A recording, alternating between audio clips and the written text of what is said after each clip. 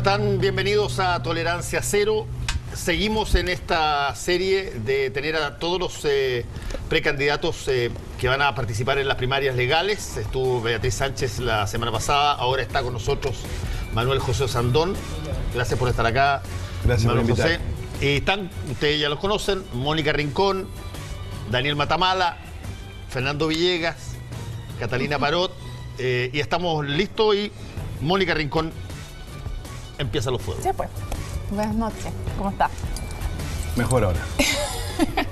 A ver, lo primero que quiero preguntarle es por el matrimonio igualitario.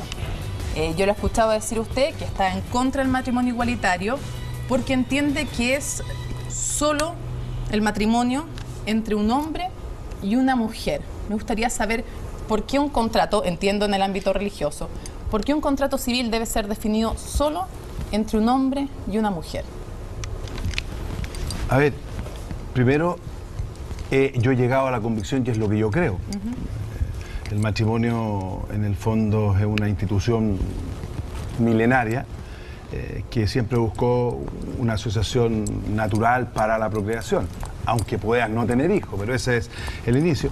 Y eso es lo que yo creo. Yo respeto a mucha gente y no me va a ver cambiarme de posición de un programa a otro ni nada. Yo creo en eso, lo digo con mucho respeto. Yo sé que hay gente que viene distinto y yo no estoy limitando a que personas del mismo sexo puedan quererse, otras cosas, pero creo que ese problema está resuelto en Chile como contrato, ¿ya? Porque hoy día hay un acuerdo de vida en pareja que es un contrato y que es lo mismo, ¿no? Pero yo creo que el matrimonio es entre un hombre y una mujer, así de simple, digamos.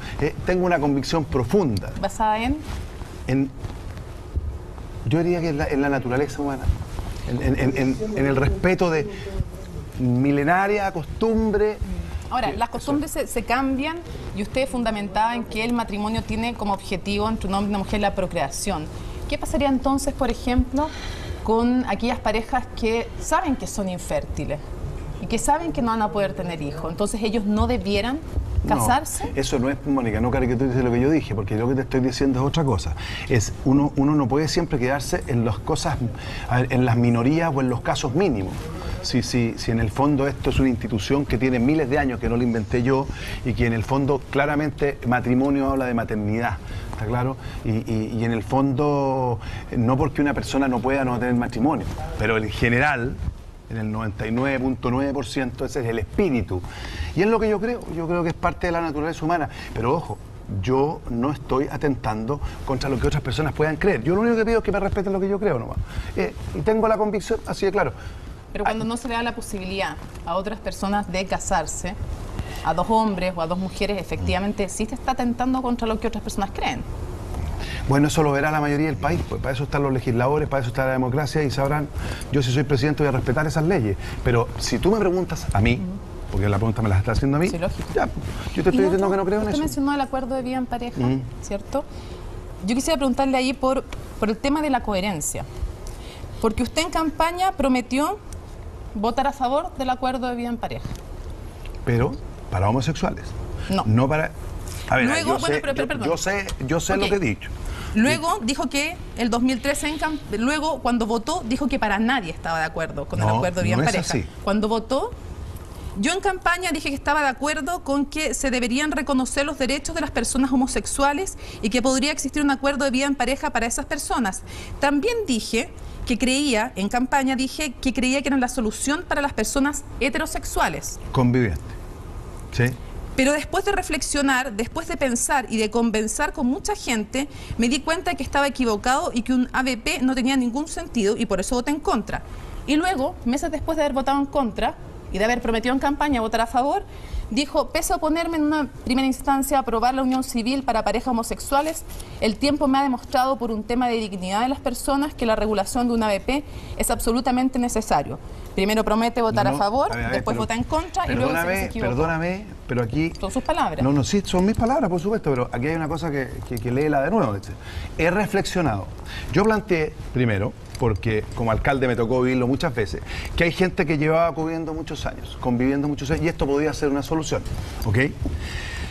Pero una de las cosas que uno tiene que aprender en política es escuchar y conversar con mucha gente. Y me di cuenta que el divorcio solucionaba ese problema, porque antiguamente, como no había divorcio, no podías tú quitar esos lazos. Me acuerdo perfectamente de don Alberto que tenía un problema, muere, y la señora que había convivido con él 40 años, digamos, quedó sin nada, llegaron los hijos, se llevaron todo. Entonces, después de reflexionar y conversar con mucha gente, me di cuenta que el tema de los heterosexuales, de los matrimonios o convivientes, estaba solucionado. Y no así de los homosexuales. Y eso lo planteé ya como senador. Entonces, como senador nos cambiaron y dijeron, no, esto es para todos. Yo dije, yo estoy dispuesto a votar si es solo para homosexuales, pero si es para heterosexuales, no. ¿Y por qué no? Porque considero que debilita la institución del matrimonio. ¿Y cuál es el problema? Dijo también que tampoco estaba en contra de la ABP para los homosexuales. No, pues si yo lo no... dijo, son sus palabras. Sí, pero si eso... Que para nadie dijo está de acuerdo. A ver, perdóname. Te estoy diciendo que hay un proceso de reflexión. No cambies lo que yo he dicho. Sí, lo estás cambiando porque lo estás sacando contexto. Mira. Yo reflexioné, conversé con mucha gente y me di cuenta de que los heterosexuales hoy día tenían solución, por tanto la ABP no era. Y que el ABP iba a debilitar la institución del matrimonio, que a mí es súper importante. Podríamos hablar de la delincuencia, podríamos hablar de los problemas de la violación, el problema de la destrucción de la familia, que pasa por eso, por mucha falta del compromiso de las personas a asumir. Y te lo quiero decir como lo vi como alcalde, que normalmente basta que un chiquillo dejara esperando a una niñita y en vez de casarse a pegar cachete, queda la niña en el círculo de la pobreza. Después de ver eso y reflexionar y conversar con mucha gente, cuando me tocó votar como senador, lo dije así, transparentemente. He cambiado de opinión en esto, porque lo he pensado, porque he conversado con mucha gente, pero en el tema de los homosexuales creo que eso soluciona un problema hoy día para ellos, es cierto. Eso dije. Por eso cambió 1, 2. Sí, ¿y qué tiene? Pero fui súper transparente en decirlo. Yo creo que una de las cosas que tenemos que hacer los que estamos en política es ser capaz de conversar y escuchar. Uno se pregunta después, si lo que promete ahora, después lo va a mantener. No, porque yo no prometí nada. ¿Lo prometió en campaña? No lo he prometido. ¿En campaña lo prometió? Jamás he prometido. No lo he prometido. Senador, usted habla mucho de la familia, un concepto que tiene su programa de gobierno, ahí está muy repetido. Para usted, una pareja... Está muy repetido. No lo digo, se repite bastante, no estoy haciendo una crítica. Solamente digo que está varias veces puesto en su programa y usted habla mucho del concepto de familia. ¿Una pareja de hombres o una pareja de mujeres son una familia para usted? Sí, por supuesto. ¿Y por qué no pueden tener reconocimiento legal entonces? ¿Y quién dice que no tienen? Hoy día existe el acuerdo de pareja. No, un reconocimiento legal en igualdad de condiciones con los derechos que tiene otra familia que está constituida por un hombre y una mujer. ¿Por qué no tener esa igualdad de reconocimientos en un tema que es de derechos legales, no de creencias? Es que ¿sabes lo que pasa? Que las creencias no se separan de los derechos. O sea, cuando tú crees en algo, tienes que ser coherente con lo que crees, digamos. Y yo tengo la convicción que el matrimonio es un hombre y una mujer. Y eso que, por supuesto, me puede quitar muchos votos, pero es lo que yo creo. Entonces, yo creo que hoy día sí hay una solución legal para esas personas. Por la cual usted votó en contra. Pero voté en contra y lo fundamenté, pues. Voté en contra porque después de mucha reflexión dije, como se está presentando hoy día, esto lo que hace es de mejorar el matrimonio, que yo creo que hay que tratar de impulsarlo, porque no por un tema religioso, es por un tema de compromisos, que eso me lo ha dado la vida de alcalde después de 20 años, de cómo ver las personas que cuando tienen problemas grandes, en vez de unirse, se van. Y normalmente queda la mujer votada con los cabros chicos porque los chilenos somos súper machistas y apretamos cachete al tiro. La pregunta es, más allá de la creencia que usted tiene, que es absolutamente respetable y nadie le dice que su vida en particular no la pueda vivir de acuerdo a su creencia y cada uno de nosotros vive su vida de acuerdo a las creencias que tiene, pero un tema de derechos legales. ¿Por qué razón un grupo de ciudadanos no tiene derecho a la misma protección legal de su familia que sí tiene otro grupo de ciudadanos? Es un tema de derechos legales que no están en el mismo nivel. A ver, yo lo que creo es que la democracia se forma con gente que opina distinto. Y para eso está el Parlamento y para eso están las campañas. Entonces, si yo hubiera dicho otra cosa en mi campaña y si todos no supieran lo que yo opinaba de eso, yo los habría engañado. Entonces, la gente libremente puede votar por mí, que va a defender una posición y también va a votar por lo otro. Lo que sí yo te puedo decir es que si yo soy presidente de la República, voy a respetar las leyes que estén aprobadas. Ese es otro tema. Pero no me pidas a mí que yo tenga que negar a lo que yo pienso porque a otros no les gusta. Usted dice, si soy presidente de la República voy a respetar las leyes. El 2011, a propósito de la píldora del día después, cuando usted se negó a repartirla en los municipios de Puente Alto, dijo, si la ley va contra mis principios, no estoy dispuesto a acatarla. ¿Sigue creyendo eso? O sea, yo no voy a impulsar una ley porque la tendré que impulsar, pero expliquémoslo la píldora del día después. Yo no me voy a meter en nada que tenga que ver con la planificación familiar de nadie. Pero sí lo que me voy a meter es que creo que cuando uno es una autoridad, ya sea presidente de la República, senador, o bien en el caso de un alcalde, tiene que respetarse estas cosas que para mí son importantes. Y para mí la autoridad, ¿no es cierto?, y la responsabilidad y el derecho a educar y a proteger a nuestros hijos es fundamental. Hoy día, en la mayoría de las leyes que se están dando en el Parlamento, aparece que todas las leyes son como que el Estado va a proteger a los malvados de los padres. ¿Qué planteé yo? cuando el ministro Malench me mandó un ordinario en que me decía que yo tenía la obligación de entregarle una píldora después a una niñita de 10 años sin preguntarle a ningún pariente, ni a su papá y a su mamá, yo me opuse y dije, yo no tengo ningún problema en entregar la píldora después, siempre y cuando tenga profesionales y los adultos que decidieran. Entonces, ¿qué hice? ¿Qué hice? Fue muy claro. Hice un protocolo con el Hospital Soledad del Río. Y ese protocolo, si los papás llevaban, nosotros le poníamos toda la ambulancia, lo que sea, para llevar esa niñita al hospital y ellos decidían, yo no tengo problema, pero no aceptaba que yo tuviera la responsabilidad de entregarle con un auxiliar paramédico que no estaba preparada a una niñita de 10 años sin el permiso de su apoderado. Por el tema legal, un presidente de la República, ¿qué pasa si, y estoy tomando sus palabras textuales, si la ley va contra mis principios, no estoy dispuesto a acatarla? Si hay una ley, y usted es presidente de la República, que vaya contra sus principios, ¿usted no va a acatar esa ley como máxima autoridad de Chile? Yo tengo que acatar las leyes, pero si yo tengo que... Entonces no creía en lo que creía en el 2011. No, sí creo. Lo que pasa es que es distinto. Administrativamente yo tengo que ejecutar algo. Y en esa ejecución hay ciertas cosas que uno tiene que tener un mínimo de responsabilidad. Y la responsabilidad que yo creía era que yo no estaba de acuerdo y lo haría idénticamente igual hoy día si yo tuviera que entregarle, obligar a un funcionario mío sin autorización de los papás, porque además siempre nos venden la pomada que los pobres son pobres cabros, todos botados, que nadie los cuida. Mentira. La gente pobre es mucho más cercana y cuidadosa a sus niños. O está la abuela, o está el tío. Ya, pero pregunto simple, ¿va a acatar o no va a acatar la ley como presidente de la República Yo si es que va acatarla, contra sus principios? Sí. Ay, no, espera. Espérate. Yo no voy a impulsar una ley que atente contra mis principios. No le estoy preguntando eso. Lo que usted dijo fue, no estoy dispuesto a acatar la ley. Son sus palabras del año 2011. Sí, un instructivo que ese instructivo no. Pero si soy presidente de la República tengo que cumplir. Pero si yo como alcalde, que era una autoridad secundaria, me mandaban a mí, no por ley, un instructivo, diciéndome algo que atentaba contra mis principios, yo fui y le dije, no señor, esto. Ojo, yo no cambiaba el eje de lo que el gobierno quería hacer, que era entregarle una píldora y después a alguien. Era quién y con qué autorización se entregaba. Usted se quejó de antes de la píldora del día después, de antes de que se especificaran las menores de 14 años. Dijo que si querían que lo echaran, pero me voy a defender, pero creo que en Chile nadie ha sido capaz de comprobar que esta píldora no es abortiva. Y mi decisión como alcalde es respetar la vida. Usted no solo se quejó por el caso de la niña de 14 años, si a mí se lo que quejó me extraña, por la entrega de la píldora del día después en general. A mí lo que me extraña es que ustedes estén tan preocupados de eso, y yo creo que me iban a preguntar de los 22.000 personas que se murieron en los hospitales. Tenemos un largo programa, Tenemos pero este es un tema que tiene que ver pero con derechos civiles de personas. Sí, afortunadamente Yo tengo una duda. tenemos nuestra libertad para preguntar lo que No, queramos. si lo tengo claro, en Marruecos abajo siempre. Yo tengo una duda. fíjese, no. Este es un tema de derechos civiles en el Senado, no es del Marruecos para abajo. Me parece que referirse además a personas que, por ejemplo, mujeres que fueron víctimas de una violación o de un abuso y que van a su consultorio a pedir la píldora del día después, no es estar preocupado en Marruecos para abajo, es estar preocupado de problemas reales que le ocurren a chilenos que hoy día no tienen protección. Sí, de la lo ley. tengo claro, los conozco mejor que usted. Si yo no trabajaba en las conozco poblaciones que usted no conoce, así que le quiero Las contar. conozco. Sí, parece. Pero yo le quiero contar que vivía allá, trabajé mucho y le quiero contar de que ese no era el problema, era con los niños. Y a mí me parece que los municipios y las personas y las autoridades tenemos que tener ciertos respetos hacia los derechos de los padres.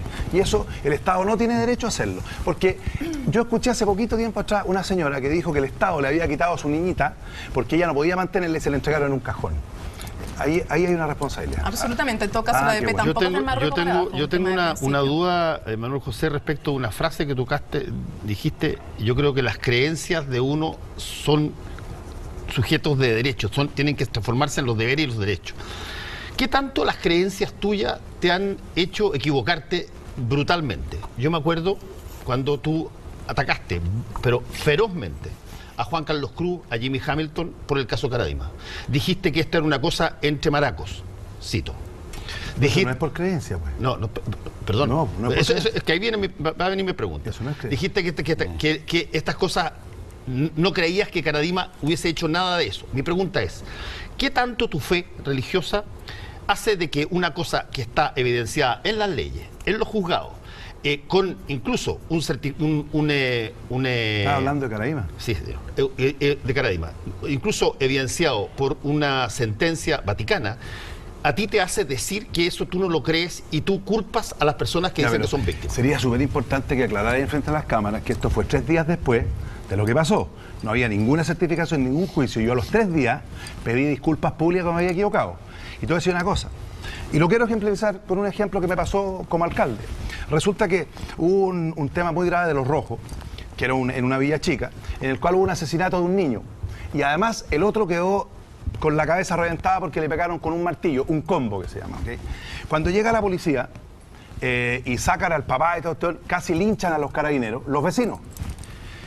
A los 3 días después fue la señora y me dijo, no puede ser, alcalde, me equivoqué. Nunca creí, después de 35 años de haber vivido con este señor al lado, que él había hecho eso. Bueno, yo fui 20 años a una parroquia y nunca vi nada. Es más, Juan Carlos Cruz me invitaba a mí a las reuniones. ¿Cómo voy a creer yo que pasaba lo que pasaba si él me invitaba a las reuniones? Como yo era el más desordenado, estaba en la puerta afuera, o sea, no era de los más entrados, pero te quiero aclarar algo. Yo hice una ofensa pública y pedí disculpas públicas públicamente a las personas. Y lo dije al tiro, y dije, me equivoqué, fui imprudente y fuera. ¿No fue tan al tiro? Sí, pues, fue apenas se comprobó el tema, que fue como una semana después. Es más, estuve con Jimmy Chuck Hamilton, tuve la oportunidad de manifestar y pedirle perdón a quien no conozco, pues yo conocía solo a Juan Carlos Cruz. Y pedirle disculpas delante en una sesión televisada de la Comisión de Niñez, y le dije, mira, yo me equivoqué, actué de mala fe, pero fui súper imprudente, y cuando uno se equivoca tiene que pedir perdón, nomás, le embarré, y listo. Y no tengo otra solución, me equivoqué. Pero ojo, yo jamás vi algo raro. Nunca. Ese es el punto. Pero que tú lo estás diciendo después de todas las certificaciones. Con las creencias, porque tú mencionaste la creencia como un eje central para el derecho público. Tú dices, con las creencias pasa, Manuel José, eso. Pero yo no dije eso. Pero escúchame. Pero es que estás diciendo algo, tú estás diciendo para el derecho. No, las personas, para las personas, los seres humanos, somos lo que somos y lo que creemos, a no ser que yo te mienta. Entonces, cuando yo tengo una creencia y la digo y la defiendo sin ofender a nadie, lógicamente que es parte de mi vida, pues. Pero, o sea, yo creo en Dios y para mí Dios es importante. Y si yo creo en Dios, le estaría engañándote a usted. Razón, sí. Que le pido a Dios antes de entrar a esta cuestión. Yo sabía que era dura y le agradezco que sea dura. Pero yo no estoy hablando. Estoy hablando de que la Mónica planteó una pregunta, que cuando tú dijiste que tanto sus creencias tienen que ver con el asunto. Entonces tú dijiste sí, mucho porque las creencias de uno determinan la toma de posición. Lo que tú crees, lo que tú actúas. Pero tú potencialmente puedes ser presidente de la República y vas a llevar contigo tus creencias siempre. Y el presidente de la República en Chile tiene el monopolio prácticamente imbatido de proyectos de leyes y de generar proyectos de ley. Tú lo sabes perfectamente bien porque eres senador y tienes que recibir eso desde la moneda. ¿Y tú crees que yo voy a hacer proyectos que atenten contra lo que yo creo? No, se los digo al tiro. No, todo lo contrario. Yo creo que tú vas a hacer proyectos de acuerdo a lo que tú crees. Sí. Y lo que me preocupa es lo que crees. Porque si es que lo que tú crees... A mí me preocupa lo que tú crees. Está bien, pero yo no soy candidato a presidente para nada. Pero influí en la gente cuando habla. Lógico. Y la gente puede apagar el televisor, cambiarse y puede hacer lo que quiera. Pero lo que digo yo es, y mucho más sencilla mi pregunta. Mi pregunta es que, como tú crees en lo que crees, y eso te motiva a pensar, por ejemplo, que el matrimonio es natural, la naturaleza humana está que sea entre un hombre y una mujer, y eso es lo que tú crees, porque entre otras cosas crees en una religión que te lo dice. Pero ahí es un tema de convicción. El Papa lo acaba de refrendar. Mi pregunta es, ¿qué tanto sientes tú, entendiendo que muchas creencias son así, son un poco verificables, son poco evidenciables? Lo crees, porque si que no sería ciencia, sería objetivo. Tú lo crees. No es una cosa ¿qué tanto eso influye o sientes tú que va a influir en, por ejemplo, cosas valóricas como las que estamos hablando? Lo mismo que influye en la presidenta Bachelet, pues. Demos vuelta al argumento. La presidenta Bachelet acaba de decir que ella va a hacer, ¿no es cierto?, una ley para el matrimonio homosexual, ponte tú. Matrimonio igualitario. Igualitario, perdona. ¿Ya? Bueno, ¿y por qué ella tiene derecho a defender lo que ella cree que es bueno y yo no lo que yo creo que es bueno? Lo importante es que yo no voy a obligar a nadie y aquí va a haber una elección, bueno, y yo voy a respetar las leyes que haya. Pero es injusto que tú me cargues a mí lo que yo creo. Pues si eso es lo que creo. No, te cargo a ti. Mi pregunta es, si tú fueras presidente de la República, no impulsaría una ¿qué tanto de lo que crees va a transformarse en proyectos de ley? Por ejemplo, tú dices... El ejecutivo tuyo, tú nunca postularía, no importa cuál fuera la encuesta nacional al respecto, nunca impulsaría o el matrimonio igualitario o la despenalización de la marihuana o las cosas que tú crees. Bueno, pero perdóname, como yo soy transparente y lo digo aquí delante de todos ustedes, la gente sabrá por quién vota, pues.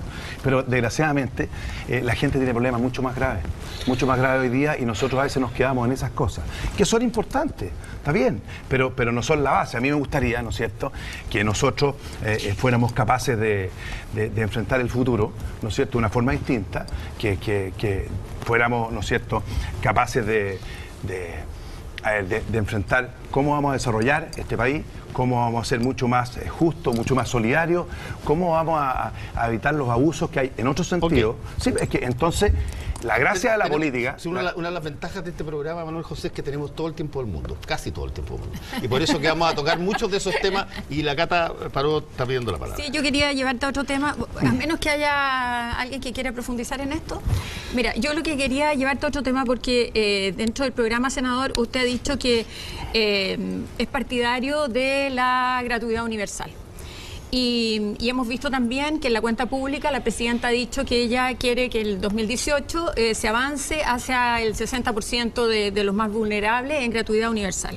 Entonces mi pregunta es si usted sabe, tiene definido ya en su gobierno a cuánto va a avanzar en gratuidad, cuánto le va a salir eso en materia presupuestaria y qué va a pasar con todas las otras prioridades que usted ha puesto sobre la agenda, como delincuencia, salud, pensiones, etcétera. Entonces, mi pregunta es, ¿cuál es su meta para llegar en gratuidad y cuánto va a invertir del presupuesto en gratuidad?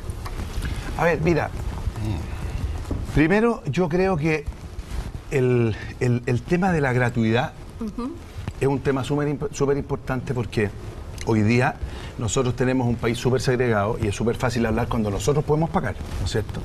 Y yo lo que planteo en mi programa, que es un programa inicial, porque esto es para ahora, ¿no? Porque uno, si gana esta parte, tendrá que desarrollarla. Es lo siguiente, es que hoy día en Chile, lo que a mí me tocó vivir como alcalde es que la mayoría de la gente o queda endeudada hasta el cogote, o no tiene opciones porque hoy día la calidad de la educación es muy mala.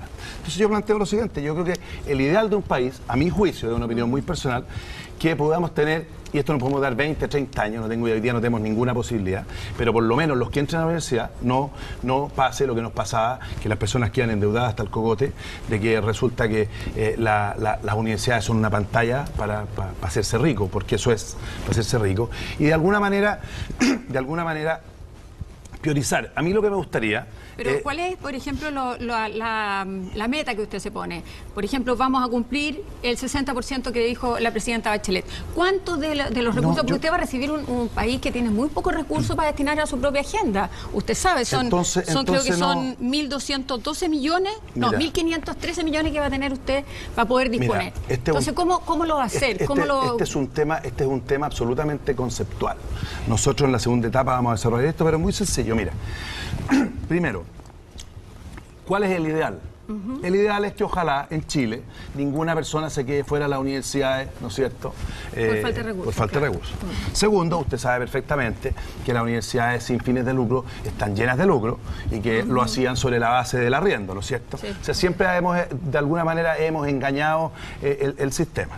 Y tercero, decir que para mí el ideal, ¿no es cierto?, es que, por lo que he visto, que casi el 90% de los jóvenes en Chile, las familias no son capaces de pagar la educación, que el Estado los ayude, porque yo creo que es la gran inversión en el futuro. Entonces, esa cuestión hay que verla en el minuto. Hoy día, la gratuidad, ¿no es cierto? ¿Cuánto sale la gratuidad hoy día? No tengo idea, no tengo ese dato. Pero lo que sí te quiero decir es lo siguiente. Hoy día, sobre la base de lo que se ha hecho, es muy fácil.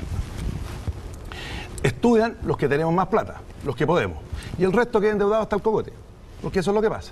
Nos hemos llenado de universidades que se transforman en un negocio y que de alguna manera la calidad de educación es pésima. Entonces nosotros tenemos que, primero, verificar todas las universidades que cumplan cierto, porque además aquí hay un engaño tremendo sobre las sociedades que esconden esto. Así que yo creo lo siguiente, yo creo que el ideal, por lo que hemos visto, es que de alguna manera una parte, ¿no es cierto?, de las universidades funcionen y el resto sea con un aporte estatal. Pero, senador, ¿qué porcentaje de gratuidad o becas para un porcentaje y créditos para el restante? ¿Crédito con aval del Estado en los bancos o sin los bancos? ¿Cuál es la fórmula?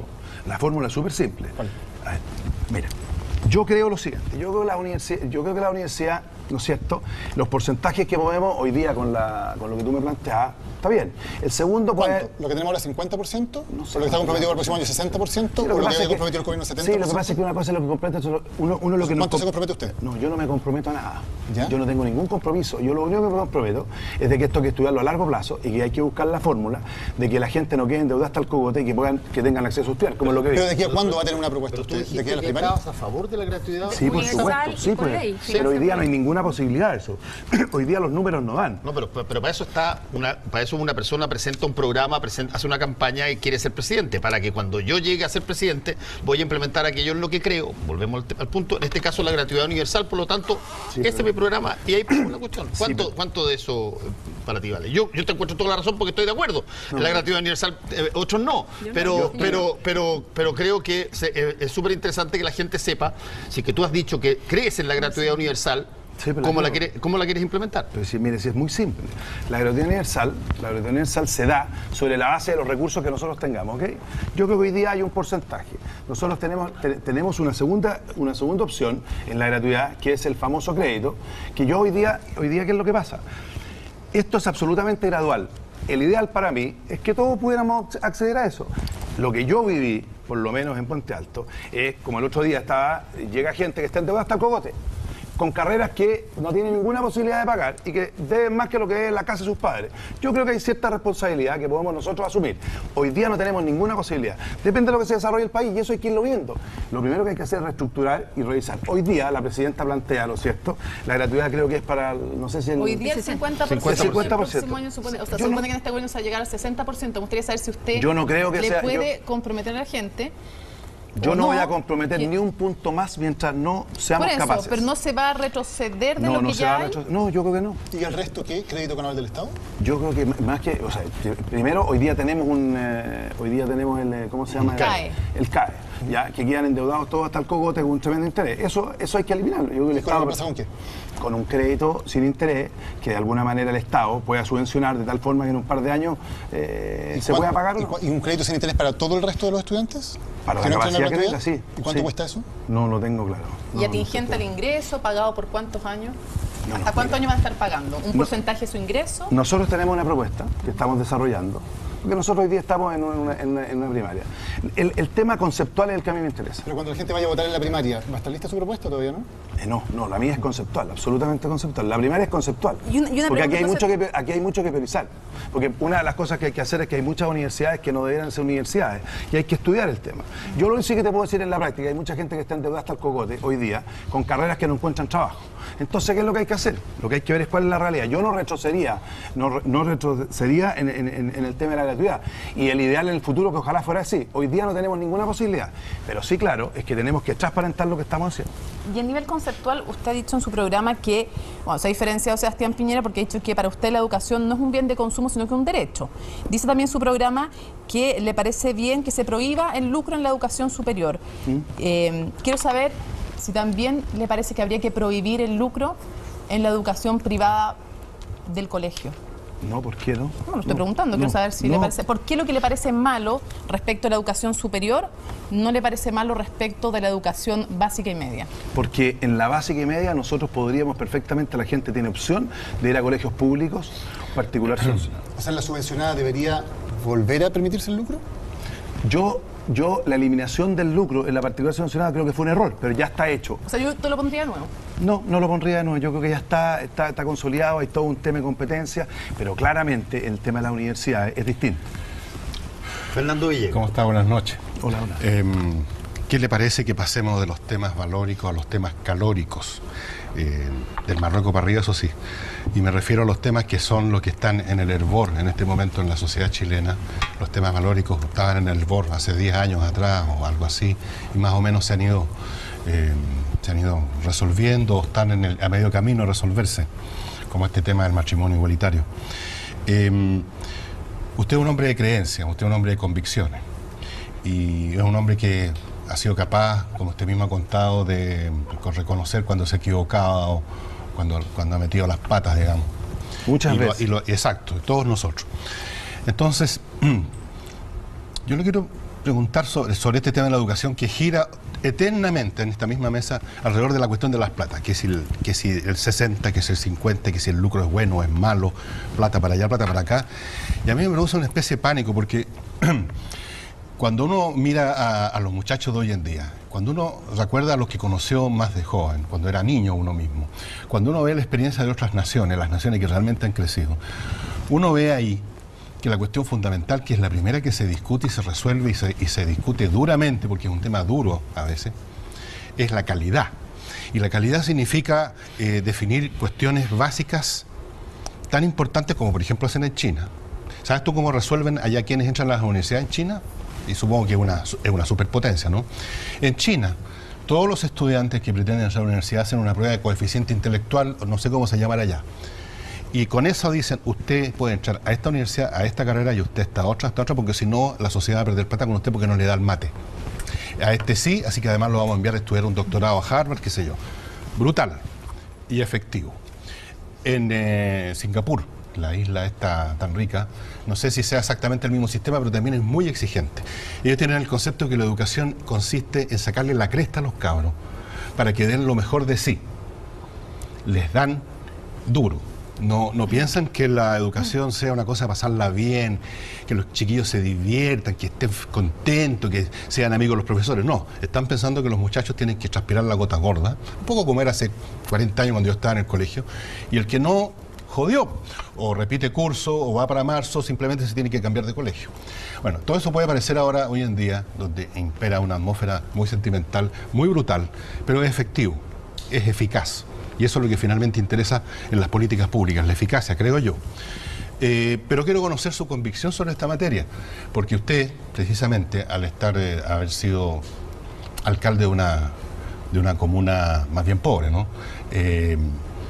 Tiene un conocimiento, además, por su manera de funcionar, usted más o menos directo, de qué pasa cuando en una casa, en una familia o en un colegio hay exigencia y qué pasa cuando no hay exigencia. ¿Qué pasa cuando en una familia hay un papá y una mamá que están encima del cabro y qué pasa cuando no? ¿A dónde terminan esas vidas? ¿A dónde van a dar? Independientemente de los financiamientos que hayan o que no haya. Quiero conocer su convicción sobre esta materia. Claramente, las herramientas que tiene la gente con los padres que no tienen educación es totalmente distinta a la otra. Pero también hay un tema de superación y que yo creo que en eso hemos avanzado mucho en Chile. Es que en el fondo lo que nos falta a nosotros, yo creo, es potenciar la educación técnico-profesional, porque normalmente los liceos técnico-profesionales son de muy mala calidad. Y cuando yo planteo, en el fondo, todos sueñan con ir a la universidad, porque está todo hecho para la universidad, y lo que nosotros deberíamos potenciar con mucho más fuerza son los técnicos profesionales y los liceos duovalentes, bivalentes, todos los que sean ir a esa zona. Pero hoy día, ¿no es cierto?, con la propaganda de todo el tiempo de que tú quieres ser universitario. Nosotros, yo conozco muy bien el tema, yo tenía 29 colegios a cargo. Hicimos un liceo, que es el Liceo San Pedro, en el cual vimos la forma de cómo se pudiera competir sin discriminar. Porque lógicamente hay chiquillos que tienen muchas posibilidades, pero que no tienen ningún apoyo en la casa. Entonces, eso es sumamente importante. ¿Y qué pasó? Es que la oferta hoy día bajó la calidad. Entonces, esta cuestión se mercantilizó y cualquiera quería entrar a la universidad y estábamos llenos de títulos que muchas veces, en el fondo, como decía un viejo, me decía, mira, si yo tengo un hijo que estudió, es abogado, pero estudia vía sin H. Y no le dan pega en ningún lado. Entonces, ¿cómo ser capaces de potenciar organismos como el DUOC, como el INACAP, que son técnicos profesionales? Y eso es sumamente importante. Pero hoy día hay un espíritu de superación en la gente impresionante. Lo que pasa es que hay que tratar de encapsular, o sea, hay que tratar de dirigirlo, porque todos quieren ir a la universidad y no todos pueden llegar a la universidad. Y la idea es que hay que potenciar la técnico profesional. Pero la técnica profesional, en los niveles de colegios, que son colegios técnicos, salen muy mal preparados. Si nosotros fuéramos capaces de mejorar eso y que fuera, por ejemplo, vía convenios con INACAP y todo el DUOC y todo esto, en que la primera etapa tú lo hicieras en la enseñanza media, como lo hacen los países modernos, y entrara, y no que te miraran que porque tú eres un técnico, yo soy técnico agrícola, a mucho orgullo, pero hay mucha gente que cree que porque uno es técnico agrícola es de segunda. No, hay pegas mucho más prácticas y súper potentes que son las que hoy día estamos, ¿no es cierto?, con mucha falencia, pero para eso hay que ser súper transparente en el sistema. Transparente que no solo, ¿no es cierto?, el ser un universitario es lo top. Y esto, yo te digo, que pasa también por un tema de cómo vamos a potenciar la educación básica media. Porque todos, es que a mí me impresiona, yo tengo un ejemplo, el Liceo Puente Alto, por ejemplo, hace 50 años atrás, el 80% de los alumnos que salían entraban a la Universidad de Chile o a la Católica, en ese tiempo. Y hoy día basta que uno entre a la Chile para que le levanten una estatua en la plaza, porque es el único que entra. Y entran un montón de, ¿no es cierto?, instituciones que por mucho tiempo fueron muy poco reguladas, que sacan un título profesional pero no encuentran nunca más pega y terminan como cajero en el banco de cualquier banco. Entonces yo lo que necesito, o sea, lo que yo creo, es que hay que potenciar la educación técnica y también partir de abajo con el tema de la educación, que es un tema larguísimo, pero con mucha seriedad, porque la gente siempre cree que los universitarios son los únicos que les va a ir bien. Y ese es el sueño, y ese es un tema que hay que empezar a educar, porque es la creencia que tenemos en nuestra sociedad. Así de claro. Pero, perdona, yo, según entendí la pregunta de Fernando, él coloca dos modelos. Corrígeme si me equivoco. Como casos polos extremos, sí. Corrígeme si me equivoco. Dos modelos. Hay un modelo que es el modelo donde la universidad es algo que está reservado para determinados tipos de personas que tienen determinadas características y que eso lo evalúan, en el caso de lo que plantea Fernando, el Estado, en el caso de China y en el caso de Singapur. Y no es para todos. Y por lo tanto tú no puedes llegar y decirle, mira, por mucho que tú quieras ser abogado, no te da el mate, como dijo él, no gastamos recursos en eso. Y hay otra creencia, que es la creencia que generalmente ha permeado prácticamente Chile en los últimos 30 y 40 años, es de que cualquier persona puede llegar a la universidad independientemente de cuál sea su coeficiente intelectual, llámalo así. Y se verá después si es que la persona logra pasar o no logra pasar las cosas. Desde el punto de vista de su programa, ¿usted tiene una visión más cercana que a la estrictez planteada por Fernando Villegas o a lo que hoy día conocemos como el sistema de cualquier niño que sale de cuarto medio tiene el perfecto derecho de postular y si es que le dan el puntaje entrar, independientemente de si esa persona tiene que pasar determinadas mediciones objetivas respecto de sus capacidades? Yo creo que las mediciones objetivas siempre están.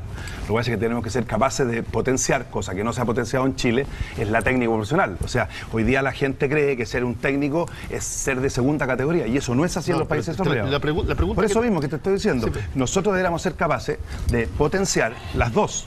Porque en el fondo hay gente que necesita... Hoy día en Chile, el que no es profesional universitario, aunque sea de la Universidad de Cachiyuyo, se siente de segunda categoría.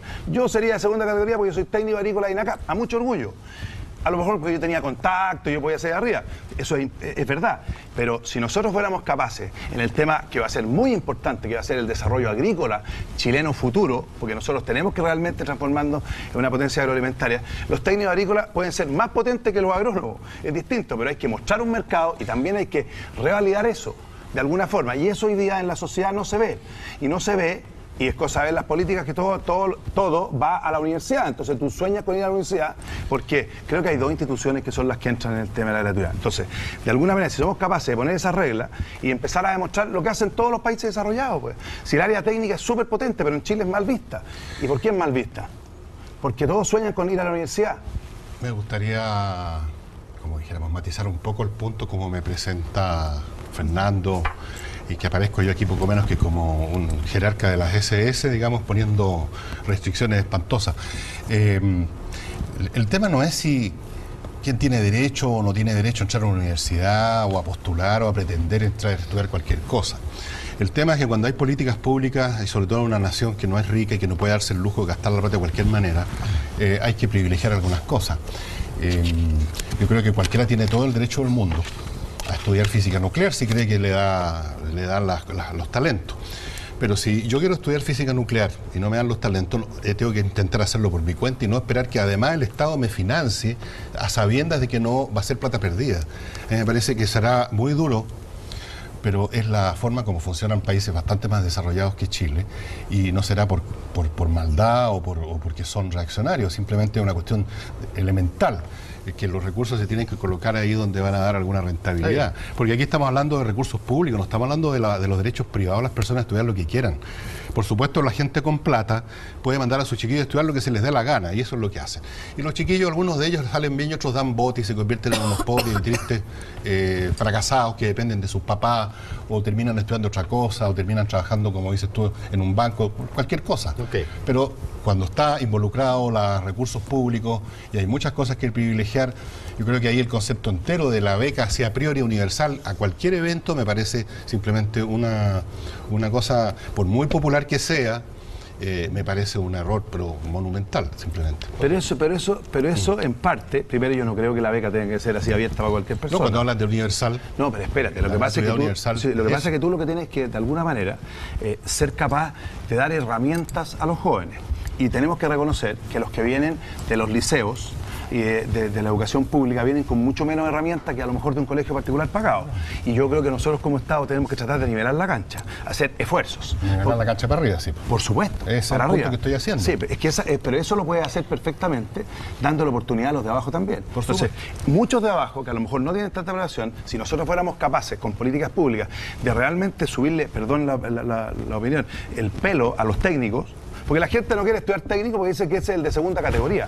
Y en Europa y en los países modernos muchas veces los técnicos son más potentes que el gerente. Entonces, y eso es parte de nuestra idiosincrasia.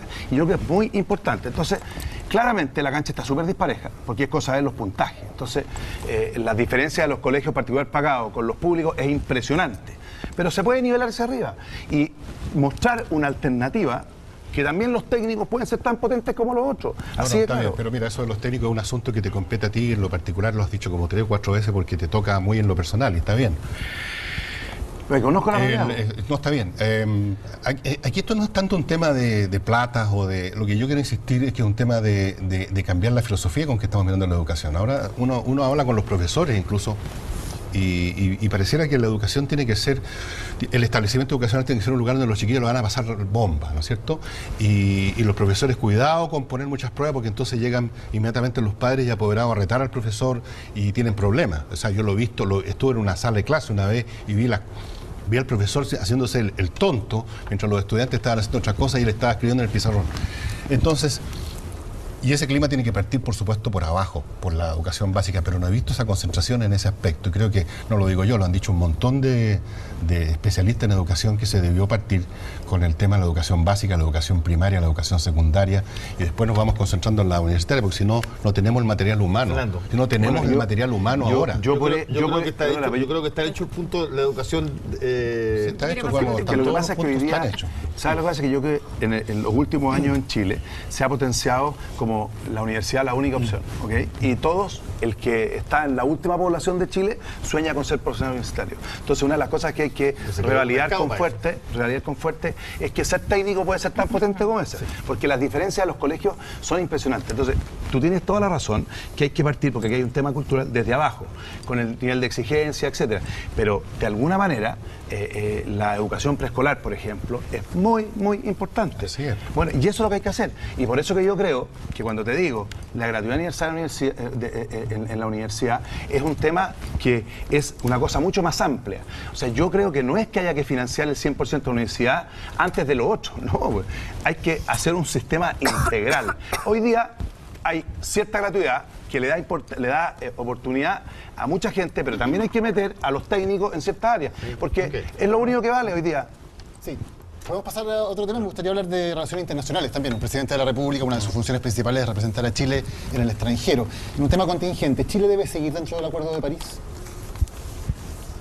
Mira, yo creo que Chile tiene que, yo te diría, Chile tiene, una de las cosas que tenemos que hacer nosotros, a mi juicio, es profesionalizar la carrera. Pero en el Acuerdo de París... No, por eso, espérate. Es que lo que pasa es que yo creo que nosotros tenemos que tomar esto en forma global. Yo no he estudiado el Acuerdo de París, eso es lo que tengo que decir. Yo lo que he planteado... Se discutió en el Congreso el Acuerdo de París. No, sí, pero yo no he estudiado... Sí, pero yo no estoy... No te estoy diciendo, pero yo te estoy diciendo la verdad, para que te mienta, no. Pero sabe que se trata el Acuerdo de París. Sí, pero te estoy diciendo lo siguiente. Yo creo que aquí... el Acuerdo de París? Yo no me acuerdo, no me acuerdo. No lo votamos. No, a mí no me ha tocado votar en el Senado. Yo no he votado el Acuerdo de París en el Senado, no. Pero mira, yo creo que... ¿De qué trata? ¿Cuál es el compromiso que toma Chile en el Acuerdo de París? No me acuerdo. No me acuerdo. ¿Sabe de qué se trata? No. ¿Recuerda el cambio climático que Donald Trump acaba de denunciar que Estados Unidos se sale?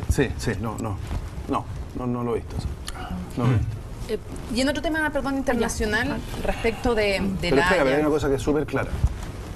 Yo creo que en el tema internacional, nosotros tenemos que buscar... A mí una de las cosas que me preocupa es el tema de la politización de la política internacional. Entonces, una de las cosas que hemos visto, porque en profundidad nosotros estamos en la primera etapa, ¿no es cierto?, es ver cómo vamos a potenciar la carrera funcionaria y de alguna manera bajar el número de embajadores políticos. porque me he topado con mucha gente que tiene una experiencia inmensa y que joven se va a la casa por un partido político u otro, y que yo creo, como lo hemos visto, la experiencia, porque el Perú nos ha ganado casi todas las peleas internas, hace que yo he conversado con varios personajes que son muy importantes, el mismo embajador que tuvo Chile en Perú acá, que hoy día está en Estados Unidos, que es el mismo. Yo fui personalmente a preguntarle eso. Le dije, oiga, ¿cómo lo hacen ustedes? Porque veo que la carrera es una carrera que está absolutamente desligada en la mayoría del gobierno de turno, sino que ellos toman una causa como causa del país. Y en Chile no pasa eso. Entonces, tenemos política a muy corto plazo.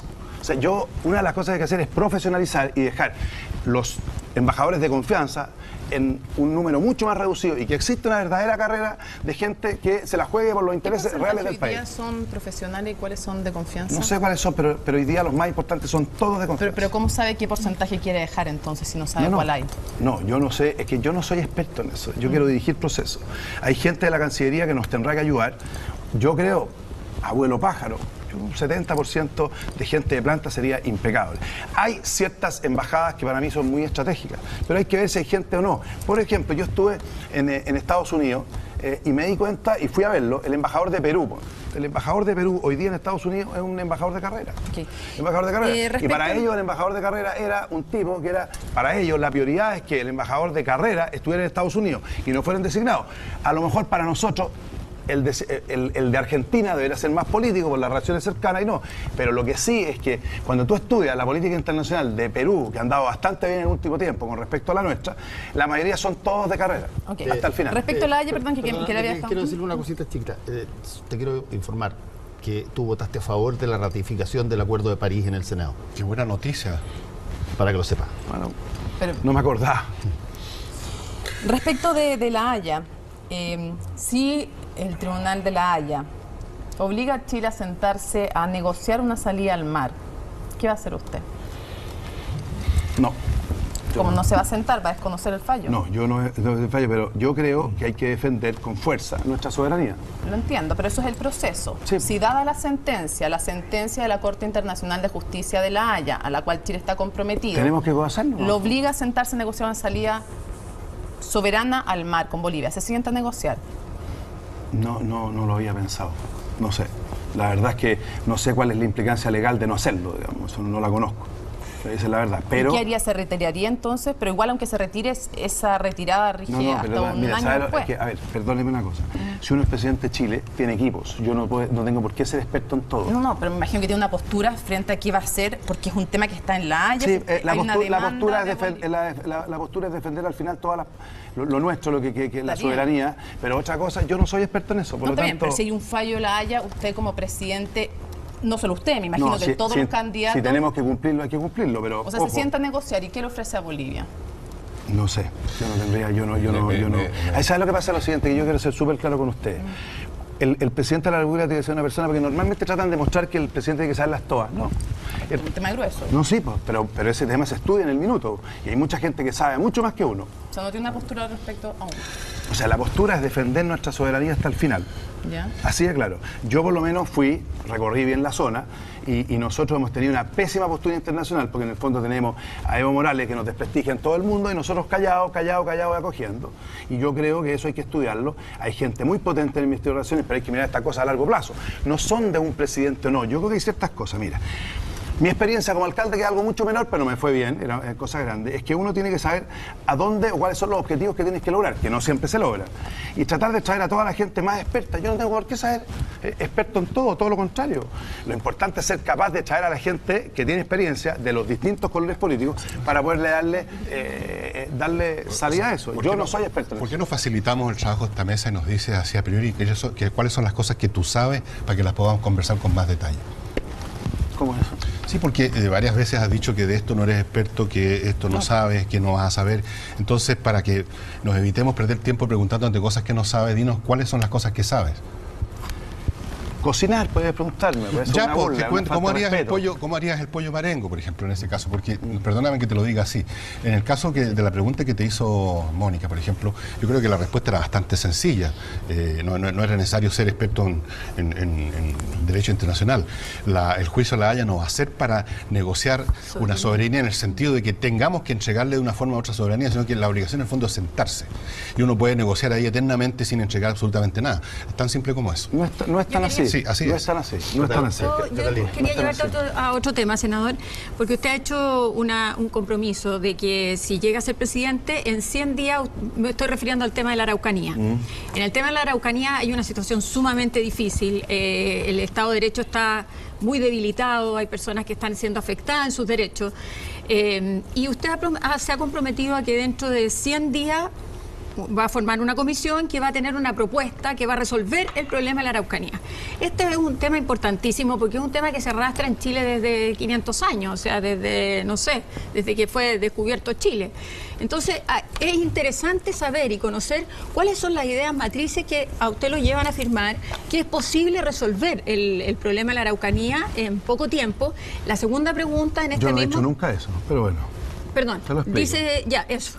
Y en segundo lugar, usted dice, mi pregunta es si a esa mesa que usted quiere convocar, incorporaría a la CAM, o sea, a los grupos que están por la violencia, que ha sido un debate que ha estado también en la opinión pública, y también me gustaría saber qué parte del presupuesto estaría destinado con ánimo de destinar a resolver este problema de la Araucanía, que es un problema que tiene mucha gente muy preocupada.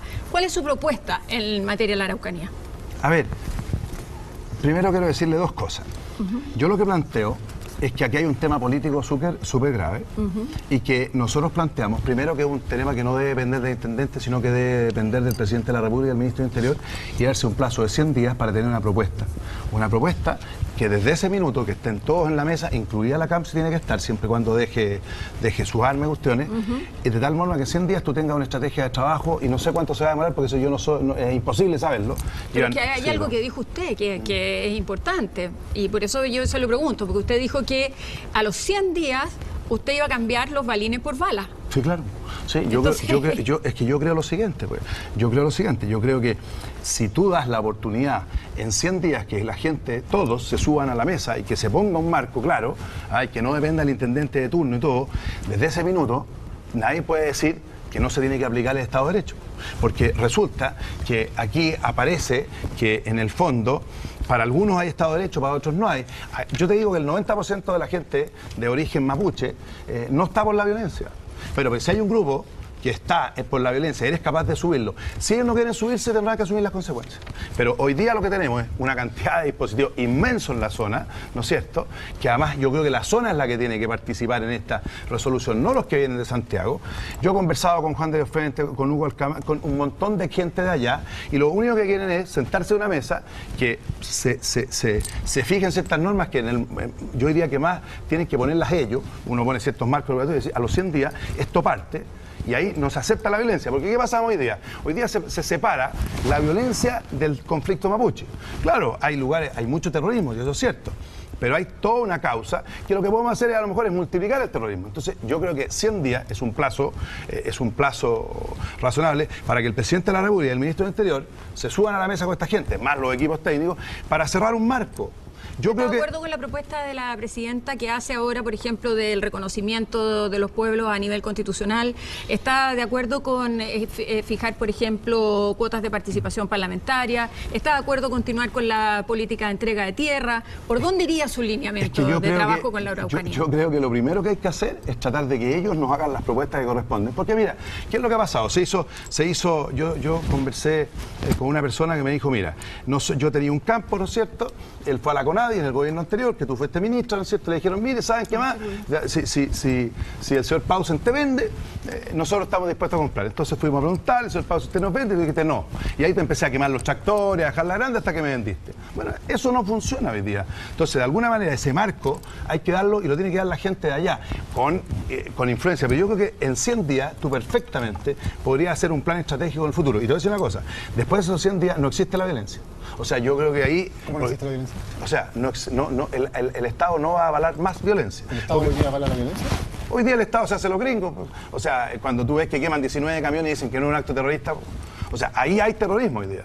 Pero yo creo que la única manera de eliminar el terrorismo es tratar de subirlos todos a una mesa en un plazo acotado, con autoridades que corten el queque y ahí hacer un plan de estrategia. ¿Qué significa cambiar balines por balas?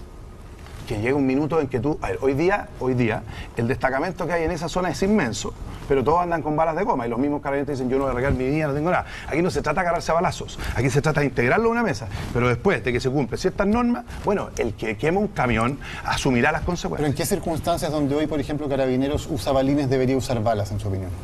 Es que yo creo que eso hoy día generaría una guerra, pero si nosotros somos capaces de hacer un periodo acotado en que subamos a la mesa. Yo hablé con la gente cuando ¿Y hubo esa gente, si en 100 días no se llega a acuerdo, pasan las balas? ¿Esa es la propuesta del Estado? Yo la propuesta del Estado es que el Estado de Derecho se va a recuperar en un 100%, y si hay que meter balas, hay que meter balas. ¿A quién? Al que sea terrorista, pues. ¿Pero qué es un terrorista al que habría que meter balas? El terrorista que hace acciones para crear terror, pues. ¿Cuáles? Terror, pues, cualquiera. Pero den un ejemplo de una acción en la que hoy se usan balines, usted cree que se deberían usar balas. Ir a la casa de alguien y quemarle todas las máquinas, la bodega en la casa, lo que le pasó a los Lumsy, eso es terrorismo, pues. Una cosa es quemar una bodega, un camión, y otra cosa es quemar a un matrimonio. Bueno, pero todo eso es terrorismo. Porque el terrorismo es meter terror. Entonces, ¿qué es lo que planteo? Yo creo que en algún minuto hay que ponerle cotas. Y como siempre se le deja esto al intendente, y esto ya pasó al intendente, yo creo que esto es un problema nacional y aquí hay que reconocer muchas cosas. Entonces, cuando uno busca que no de Santiago le lleguemos la solución, sino que tú pongas toda la autoridad, pero que yo me junté en Temuco, e invité a un almuerzo, estuvo el obispo evangélico, estuvo Juan de Dios Fuentes, el que estuvo con el arma, estuvo don Hugo Alcamar, y al final terminaron dándose un abrazo, pero ¿sabéis qué más? Tenemos que sentarnos a una mesa de alguna manera para poner todo nuestro... Y dicen que no han tenido esa ¿Y en oportunidad. 100 días qué se supone que se lograría? Un plan estratégico, nada más. Usted ponía como ejemplo el caso de Colombia y las FARC. Pues si las FARC llegaron... Mira, las Se FARC que demoraron tenía... 6 años. Pero tenían ejércitos. Está bien. Nosotros pero no tenemos ejércitos. Está bien, se demoraron 6 años. Y en ponerlos a sentar, siquiera a conversar más que de yo, un año. Es que yo con todas las personas que he conversado, la mayoría están dispuestas. El 90% de los mapuches lo que quieren es sentarse a la mesa. Y esta cuestión todos van a tener que ceder. Pero si nosotros no ponemos un coto, ¿no es cierto?, un periodo de tiempo, no vamos a terminar nunca. Nuestro problema es muchísimo más pequeño que tenía las FARC. Y la FARC lo pudo solucionar. Sí, pero se demoraron como 6 años en la negociación. Sí, pero es que ahí tenían ejército. Aquí no tenemos ejército. Usted en su programa, que tiene hartas cosas bien detalladas, una de las cosas que dice respecto de la ley antiterrorista, es que la quieren modificar y adecuar a los estándares internacionales. Sí, hay que endurecerla. Quiero saber si dentro de esos estándares que usted considera están también las quejas que ha hecho la Comisión Interamericana de Derechos Humanos y la ONU respecto de la falta de garantías en los procesos judiciales. ¿También se refiere a ese tipo de estándares internacionales o a esos no? O sea, yo creo que todos los estándares internacionales tenemos que cumplirlo, pero aquí nosotros... ¿O se eliminaría, por ejemplo, los testigos protegidos, o sea, los testigos sin rostro? Porque mira, es un estándar internacional. Mira, si lo que pasa nosotros tenemos lo siguiente. Nosotros la única manera de solucionar este problema es juntarlos a toda una mesa porque este autor cada día agarra más vuelo. Es que estaba preguntando la ley antiterrorista. Sí, pues la ley antiterrorista. ¿En qué la cambiaría? Ay, yo no soy experto en ley. Yo lo único que te estoy diciendo es que nosotros lo que tenemos que hacer es trabajar con especialistas para dividir dos cosas. Primero, hoy día tenemos un problema en la Araucanía. Si nosotros somos capaces de enmarcar el problema de la Araucanía, enmarcarlo, nada más, y subir a la mesa a todo lo que quieran subirse. Esa parte no entendí, pero No, endurecer la ley antiterrorista, sí, pues, ¿cómo? ¿En qué? Eso es un proyecto de ley que tenemos que hacer entre todos para hacer, primero, cumplir con los estándares internacionales y segundo, que el que sea terrorismo, o sea, el terrorismo no lo vamos a aceptar en Chile. Pero hoy día la problemática que tenemos ¿Pero es subir que las penas? Si hay que subirla, bueno, eso lo verá el Congreso, pues. Por supuesto, si hay que ¿Pero cuál va subirla. a ser su propuesta como presidente? No sé, yo eso lo vamos a hacer con las Tú personas que acabas claro. de decir que eres partidario de endurecer la ley sí, antiterrorista. sí. ¿Qué más se puede endurecer la ley antiterrorista en Chile? A ver, lo que pasa es que hoy día la ley antiterrorista le ha quitado un montón de facultades a las policías. Y yo creo lo siguiente, mira. ¿Qué facultad ¿Le ha quitado facultades a la policía? Sí, le ha quitado un montón ¿Cuál? de facultades. No, en este minuto no me acuerdo, pero en el fondo la ley antiterrorista hoy día... O sea, se agregaron facultades. No. La ley hoy día es mucho más débil que antes. Si lo que tenemos que hacer es súper claro, mira. Nosotros tenemos que tener conceptos. Para mí los conceptos son súper importantes. Primero, tratar de enmarcar el conflicto de la Araucanía, ¿ok? Ese es uno. Si somos capaces de enmarcarlo, y decir, mira, y vamos con el plazo. No se trata de solucionar cada 100 días. Lo que pasa es que hoy día dicen que ellos no tienen ninguna oportunidad, yo estaba allá, y de alguna manera, oye, enmárquennos en esto, nosotros hacemos estos compromisos y nos fijamos un plazo. Oye, esta cuestión se puede demorar 5 o 10, 15 años. Sin entrar al detalle, pero cuando usted dice hay que tener conceptos, un concepto general sobre la ley antiterrorista, usted dice hay que adecuarla a estándares internacionales. Eso se puede leer de varias maneras. Por ejemplo, se puede leer en incorporar formas de investigación que hoy día no están permitidas por la ley antiterrorista en Chile, pero también se puede entender, como decía Mónica, en adecuarla, por ejemplo, a las normas que surgen del fallo de la Corte Interamericana de Justicia. Entonces, sin entrar al detalle, ¿cuál es el concepto que hay detrás de adecuar a estándares internacionales? ¿A qué se refiere? ¿A cuáles estándares son los que debería estar adecuada la ley? En un concepto general, por último. Un concepto general es que la ley antiterrorista sea capaz realmente de combatir el terrorismo.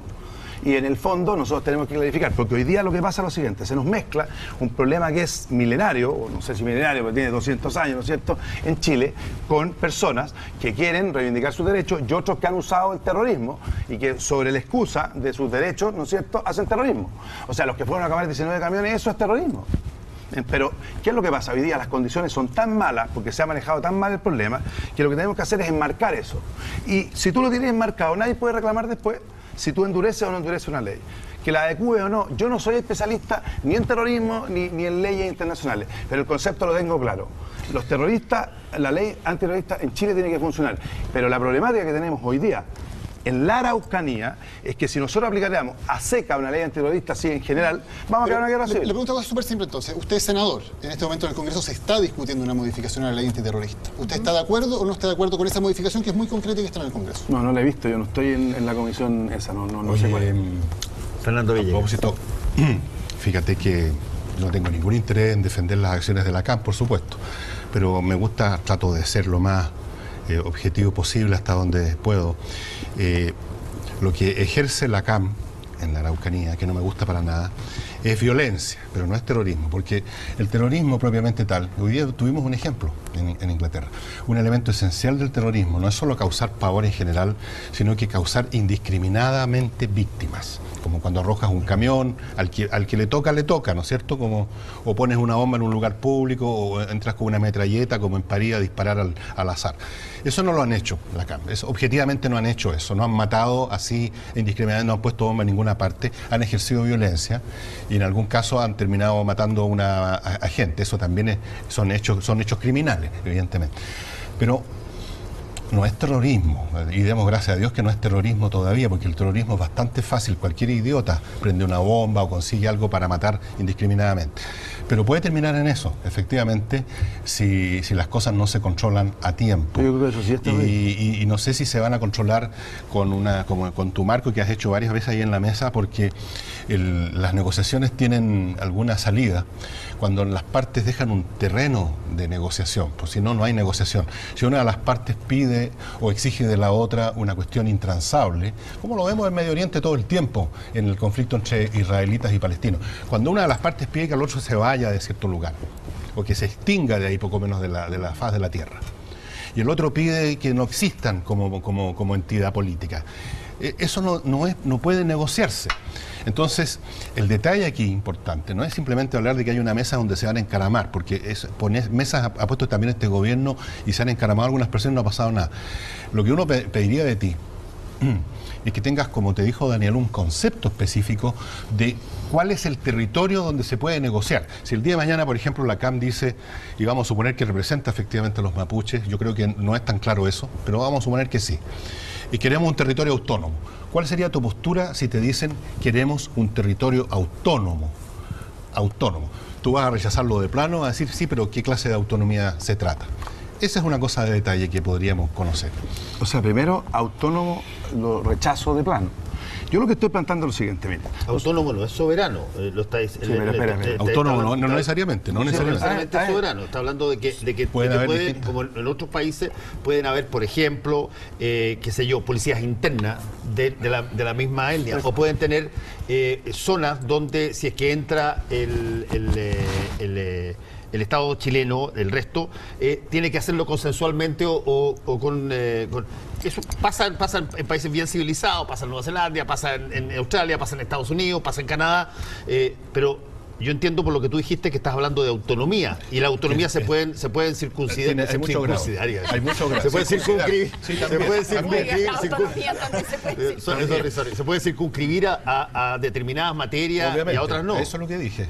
No dije soberanía. ¿Qué grado de autonomía, vamos a suponer que eso es lo único que se puede negociar? No, hay muchas ¿Qué cosas. grado de autonomía tú encontrarías tolerable, aceptable, digamos, negociable? O sea, primero los mapuches son chilenos, van a tener que cumplir las leyes de todos los chilenos. O sea, aquí no hay un Estado sobre otro Estado. O sea, eso bajo ningún punto de vista. Y cuando yo planteo que se suban a una mesa y planteen soluciones como la que tú dijiste, bueno, ahí el Parlamento tendrá que decidir qué cosas se hacen. Yo lo que creo es lo siguiente, es que hay que reconocer lo que ha pasado hace 200 años y que hoy día vamos a tener que ser capaces, ¿no es cierto?, de subir a una mesa y buscar un acuerdo hacia el futuro, pero acuerdo sobre las leyes que nosotros tengamos, claramente. Y entonces una cosa... Pero tú estás eludiendo el centro de gravedad precisamente de este conflicto. Si lo que te dirían la CAM es precisamente de que ellos no están dispuestos a aceptar esta legalidad y este punto de vista tuyo de un principio, entonces volvemos a encontrarnos con que no hay terreno de negociación. Pero, perdón, sí hay terreno, porque yo, el 90% de las personas que he conversado sí se sienten chilenos, pero quieren ser respetados en ciertas cosas y eso no tengo ningún problema. Pero eso no quiere Pero decir... no es la CAM. La CAM es la gente de este problema. Si la CAM... Pero perdón, si la CAM quiere seguir otro camino tendrá que asumir las consecuencias. Ya, entonces ese es tu punto. Pero okay. por supuesto. Vale. Pero yo lo que he conversado con gente muy importante que están dispuestos a negociar y sentarse a una mesa y tener un reconocimiento a sus derechos, pero civilizadamente. Okay. Y no ser ciudadanos de segunda que no pueden hipotecar, no pueden desarrollarse. Además, yo creo una cosa, lo que yo he recorrido, porque no soy ningún experto en este tema, porque hay expertos, y eso es lo que uno tiene que tratar de conducir nomás, ¿no es cierto? Es lo siguiente, es que el nivel de pobreza es impresionante. Y una de las cosas es que la juventud, los hijos mapuches, son gente emprendedora y ahí se puede hacer un trabajo potentísimo. Ellos no pueden endeudarse, no hay tecnología, o sea, tú podés realmente sacarlos de la pobreza, es un tema muy capaz y eso no se trata de andar regalando tierra por regalar tierra. Tenemos que hacer un alto y volvemos al tiro, Manuel José, y vamos a conversar un poquitito más de la cosa política de tu primaria, sí, que viene ahora, y volvemos en un segundito.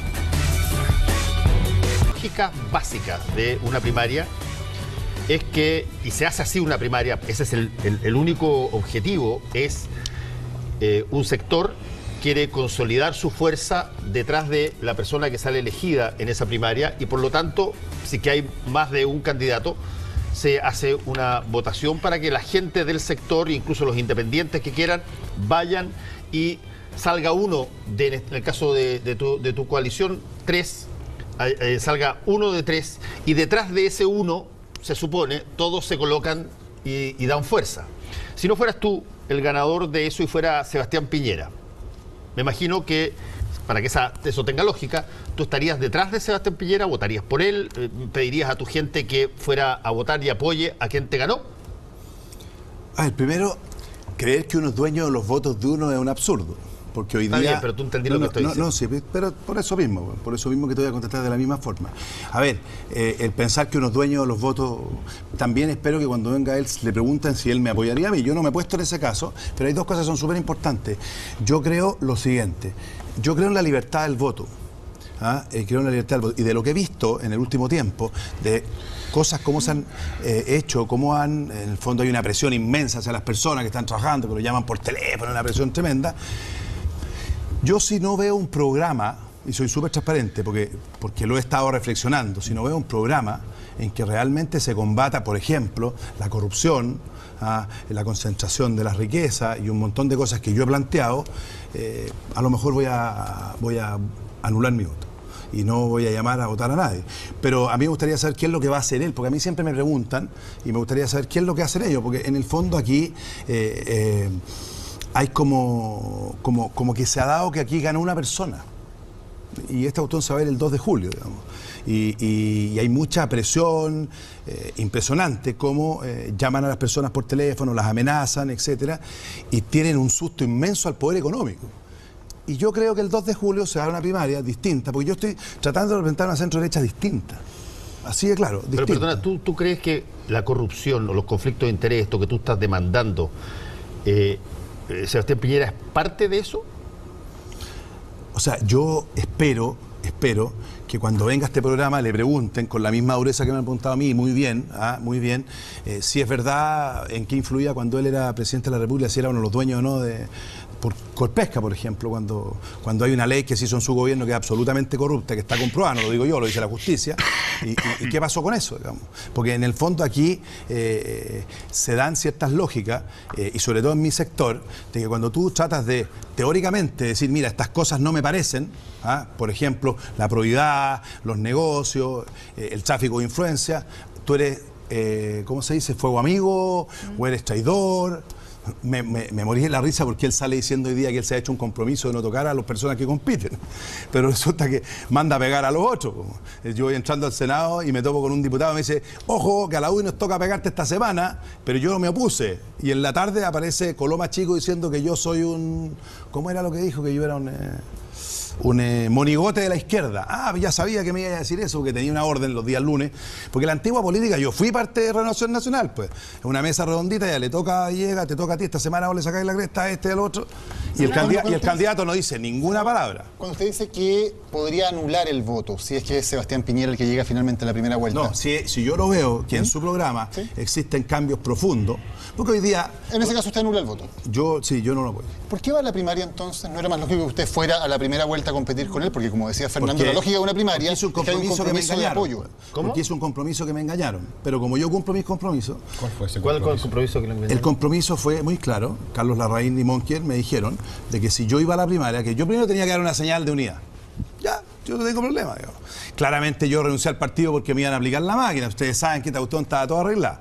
Bueno, listo, ok. Entonces me dicen, tú vas a hacer esto, y nosotros el compromiso es que en Renovación Nacional no va a haber un candidato, sino que se va a abrir. Una semana antes de esto aparece Cristian Monquillo en mi oficina y dice, perdona, no podemos cumplir el compromiso. Las presiones son tan salvajes que no podemos cumplir el compromiso. ¿Qué vas a hacer tú? No, yo siempre cumplo mi compromiso, aunque me equivoque. ¿Está arrepentido de haber ido a la primaria? A mí me convenía ir a la primera vuelta, pero no estoy arrepentido, ¿sabes por qué? Porque estoy cumpliendo con lo que realmente me comprometí. Usted ha dicho que es la historia, la propia historia de Piñera la que lo condena, y no usted. ¿Por qué? ¿A qué se refiere? Es porque siempre tratan de echarle la culpa al señor del Partido Comunista, ¿cómo se llama? El que le puso la... Hugo Gutiérrez, o a mí, ¿no es cierto? De las cosas que le han pasado a él. Pero cualquier conglomerado serio, lo mínimo es exigirle a su candidato estrella, que es el candidato de los partidos políticos, que aclare ciertas cosas. O sea, si en su gobierno, ¿no es cierto?, había un subsecretario de minería que recibía un sueldo de una empresa minera, y el dueño de la empresa minera era el íntimo amigo del presidente, que entraba a la moneda, hablaba del chato, no hablaba del presidente. Bueno, tienen que responder sobre eso. Después, cuando aparece que la ley Longueira, que claramente es una ley corrupta, que está comprobado, no lo digo yo, lo dice la justicia, ¿no es cierto? Resulta que él era dueño de 29 millones de dólares de una empresa que se quedó con la mitad del norte. Esas cosas tienen que aclararlas. Entonces, cuando uno dice eso, no, tú eres fuego amigo, estás atacando. Senador, ¿usted confía en Sebastián Piñera? ¿En qué sentido? Como político. No es santo mi devoción. Yo trabajé mucho con él, pero ¿confía o no en él? Porque no tengo gran desconfianza. Yo creo que hoy día, bueno, a no ser que nos aclare las dudas, pues. Porque aquí hay una tremenda cuestión de protección. Sí, pero es que me interesa profundizar en eso, porque usted acaba de decir que no es santo su devoción y que como político no confía en él. Usted sabe quién es Sebastián Piñera y dice que no confía en él. Dice que su historia lo condena, su historia personal. Ya ha explicado por qué. Tú tienes que explicarla. Por eso, sabiendo todo esto, ¿cómo va una primaria con alguien en quien no confía como político? Con alguien que usted dice que su historia lo condena, más allá del programa que tenga. Porque usted sabe... El programa no es solo una persona, los gobiernos no son una persona. Está bien, pero es quien va a encabezar. O sea, usted tendría que estar dispuesto con un buen programa a votar por alguien en quien usted no confía y cuya historia personal, además, desde su perspectiva, lo condena. A ver, lo que pasa... ¿Tenía sentido exponerse a tener que votar por alguien que no confía y cuya historia personal lo condena? Tiene sentido por lo siguiente, porque a mí me acusaron de quebrar la derecha, porque aquí inventaron una cuestión que se llama fuego amigo, y que cuando tú dices, por ejemplo, yo ¿qué dije en el gobierno pasado? Nos vamos al tacho. Y nos fuimos al tacho. Si le regalamos a la izquierda el gobierno. Si nos arrasaron, si perdimos hasta Providencia, si, perdimos todo. Por primera vez en la historia de Chile, que el 100% de las comisiones del Senado y la Cámara de Diputados son de la nueva mayoría. No nos pasan la máquina en todo porque a veces son educados, pero se lo regalamos. Y eso... Oído sordo. ¿Por qué? Porque había un proyecto de reelección de una persona. Dígame una cosa, ¿cuántos liderazgos salieron del gobierno Piñera? Dígame cuánto. Porque si ustedes analizan la nueva mayoría y empiezan a ver a todos los líderes de la nueva mayoría, todos salieron de los gobiernos. Undurraga, Girardi, todo. ¿El nuestro quién salió? Nadie. ¿Quién? ¿Alguno trató de ser candidato o algo? Ninguno. Entonces, cuando uno Bueno, plantea... pero tuviste a Pablo Longueira, tuviste a Andrea Lamán, tuviste a Evelyn Matei. No, pero estamos hablando de después de esa elección. ¿Dónde estaba Pablo Longueira? Está metido hasta el Tú estás cogote. diciendo de ahora. No, pues a ver si lo Pero si importante, hubo no, consenso en lo que importante de un político, lo importante de un político es la proyección de su obra, o de los conceptos de qué se trata de ser 4 años presidente si le regala a la izquierda el gobierno. No es que la izquierda sea el demonio, como la tratan de demonizar, pero claramente si tú crees en lo que tú haces, en tu proyecto, lo lógico es que seas capaz de proyectarlo y no hacer una estrategia, va a salir tú después. Si perdimos todas las elecciones, somos minoría en el 100% de las comisiones. Tú estás diciendo, literalmente, que Piñera abrió las espitas del barco para hundirlo. No, yo no he dicho eso. No. Para venir después a salvarlo. No, algo para el estilo me parece a mí entender que... Yo no he dicho eso. No he dicho eso. Yo lo que estoy diciendo... No con esas palabras, sin el barco. Pero... No he dicho eso. Yo lo que estoy diciendo es lo siguiente, que un gobierno que quiere proyectar... No, si esto no es chiste, no quiere proyectar... no es chiste. No es chiste. No es chiste. Ya, pero ya en serio. no se queden en... Es que lo hace que habría narco-derecha ante la izquierda. Empecemos con imputaciones. Soy narco de centro. No, de derecha hoy día, de derecha. De centro. De derecha. De centro. Has cambiado mucho. Yo me acuerdo cuando mis amigos te criticaban porque eres duro y ahora te cambiaste de lado, pero es extraordinario. Pero está bien, tienes todo el derecho a cambiar. Mira, pues sí es cierto. Ya, pero podemos avanzar en la... No, lo que pasa es lo siguiente, que ¿cómo se llama? Se me fue la onda. No, pero lo que pasa es que tú dijiste una cosa muy cercana a lo siguiente. Tú dijiste una cosa muy cercana a lo siguiente. Sebastián Piñera no generó ningún tipo de liderazgos extras que salieron de su gobierno. Ninguno. Entre otras cosas, dijiste probablemente, porque la verdad él estaba pensando ser el único líder 4 años después. Bueno, es evidente cómo mataron a Goldborn, a Lamán, a Longueira, todo. Si ellos sabían que Longueira estaba enfermo, y a Matei. Al único que no pudieron matar fue a mí, pero hay una cuestión evidente. Mira, si aquí uno tiene que tratar de ver cuántas personas entran después de un gobierno a toda la máquina política para poder tratar de proyectar algo, ¿no es cierto? Dime cuántos quedaron en la... Son los mismos de siempre, el resto los mataron a todos. Fue muy fácil, lo que es cierto que fue súper fácil encontrar al candidato de los dos grandes partidos, UDI y Renovación Nacional, que no fue tan fácil la vez anterior. Y ese fue Sebastián Piñera, pero yo entiendo que fue porque aparecía primero en las encuestas y se decidió hoy día las eso. encuestas, si fuera por las encuestas yo no estaría aquí. Si el día lunes el señor Novoa dijo que yo no tenía ninguna posibilidad y en La Moneda celebraban, y gané por 30.000 votos, y vayan a Valparaíso y el alcalde de Valparaíso, según las encuestas, marcaba 7 puntos y sacó 54. Entonces, ojo, aquí hay un mundo, aquí lo que no han entendido en el mundo político es que la derecha y la izquierda se cayeron, y que hoy día hay un mundo independiente inmenso, que tenemos un candidato que es el favorito, que es el de los partidos políticos, que es evidente, si fuera este domingo él gana la elección, pero está en el techo, y no se va a mover del techo. Vamos a ver quiénes son los capaces, los que pueden crecer y que pueden desarrollar una teoría distinta, una forma distinta de gobernar. Pero lo otro es tratar de venderle a todo el mundo de que aquí hay una nueva mayoría horrorosa, el Frente Amplio horroroso que nos va a comer a todos. Pero vean la última encuesta CEP que les creen tanto, pues. Los 4 primeros son de izquierda dura, el quinto soy yo. Y él tiene 35% de aprobación y 35% rechazo, o sea, está neteado. Entonces, ¿qué ha pasado? Tenemos al frente un gobierno malísimo. ¿Y por qué Chile Vamos representa el 18 puntos? Nada, no le cree nadie. ¿Por qué? Porque todo se concentró a una persona. A mí me hubiera gustado que el gobierno de Piñera hubieran salido 10 candidatos y que hoy día éramos 10 o 7 compitiendo. Bueno, Felipe Cas salió del gobierno de Piñera. Pero sí, puede ser, hay uno, sí. Pero, ¿y va a competir contigo? Sí, está bien, pero lo tienen ultra limitado. Hoy día sale su brazo derecho ahí tirándole la cadena en el diario. Entonces, mira, el tema es el siguiente. Cuando uno no quiere mirar, pues tú la nueva mayoría, que lo ha hecho pésimo, pero de la concertación salían candidatos a diputados, salían muchas cosas. ¿Quiénes salían del gobierno de nosotros? ¿Quiénes? ¿1, 2? ¿Quién más salió? O sea, díganme eso, ¿quién salió? Porque en el fondo nosotros, mire, por primera vez en la historia, somos minoría en el 100% de las comisiones del Senado y de la Cámara de Diputados. Después de haber sido gobierno, un gobierno maneja todo. Tiene una capacidad impresionante de influir en las políticas públicas. ¿Y qué pasó? ¿Quién está hoy día? Nadie. Cata, bueno. Perdón, no, por eso te decía que había hundido el barco, si esa era la metáfora, pues tú mismo me acabas de dar más datos e información. Yo sé que soy un anarquista de derecha, como dices tú, pero igual creo que en esto es como sumar 2 más 2. Cata, por favor. No, lo que pasa Pero es que... tenés que estar orgulloso, pues si la Oiga, de izquierda absolutamente mejoraste. orgulloso, viejo. Sí, hay mucho más recursos. Mira, yo creo que las interpretaciones respecto de cuáles son las voluntades hay que cotejarlas con los hechos. Yo creo que los hechos también son importantes y creo que el gobierno de Piñera deja hechos bien fuertes en cuanto a crecimiento económico, en cuanto a empleo, en cuanto a desarrollo del país, en cuanto a muchas materias que hacen que la evaluación de la gestión del expresidente Piñera sea una gran evaluación.